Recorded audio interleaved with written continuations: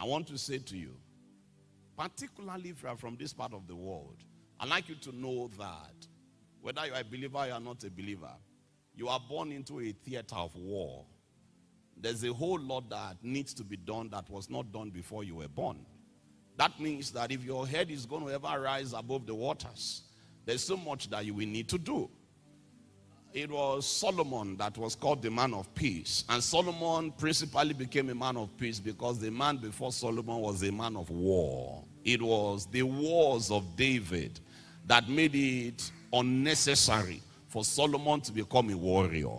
And so the man David was the one who said, I have been young and now I am old. I have not seen the righteous forsaken, and I have not seen his seed begging bread.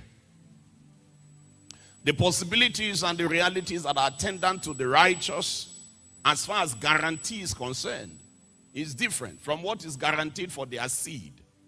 The righteous may not beg bread, the righteous may beg bread, that's not guaranteed. What is guaranteed is that the righteous will not be forsaken.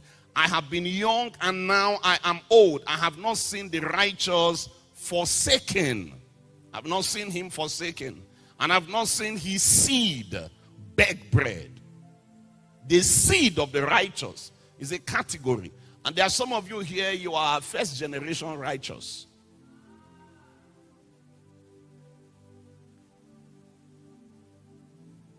I've not seen the righteous forsaken.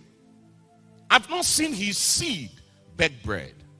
The righteous will not be forsaken. The righteous may beg bread, believe me. It was David that wrote the psalm. David begged bread. You know, there was a day David went to the house of Nabal. You remember? What did he go there to do? You think it was courtesy call? David and Nabal were not friends. They were not colleagues. Nabal did not invite him. David went there and codedly went to beg. He said to Nabal, all the while that your guys, your workers were in the field, we took care of them, because David was leading a band of people that the government at the time would consider a bandit, a group of bandits. David was outlawed. So he said, in the wilderness where we were, we saw your headsmen. We took care of them. We protected them. Now it's time, and you are sharing your sheep. It is time for celebration. Can you please give us something to eat?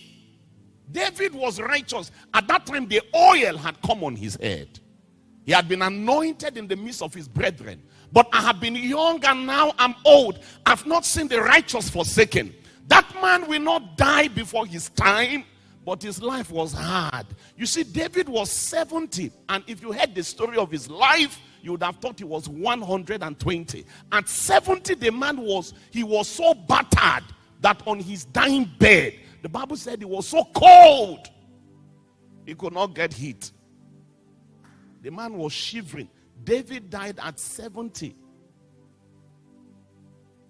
But if you read that story in 1 Kings chapter 1, you will not believe that was happening to a 70-year-old. Meanwhile, Moses was starting destiny at 80.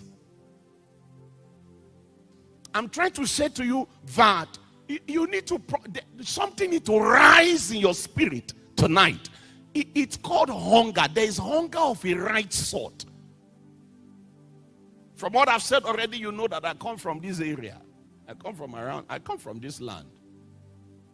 And I know what it is. When the Bible says darkness covers the earth and gross darkness the people, I know what it is. I know the warfare against darkness. And I can tell you that that war, you will fight it in installments.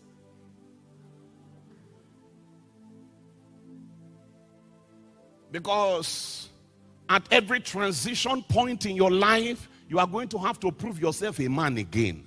At every transition point in your life. I've been young and I'm old. I've not seen the righteous forsaken. And I've not seen his seed beg bread. David begged. He was righteous, but he was not forsaken. The righteous may beg bread. Their seed will not. What is guaranteed for the righteous is that he will not be forsaken. His God will not leave him.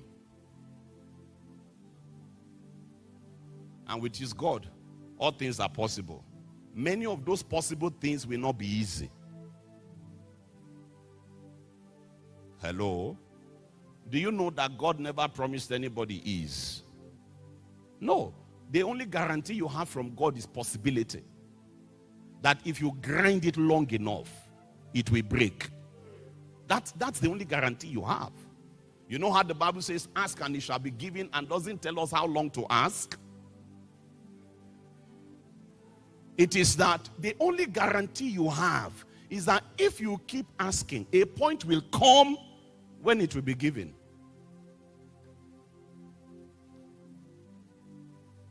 Are you desperate enough? Are you hungry enough? Are you tired? Have you had enough?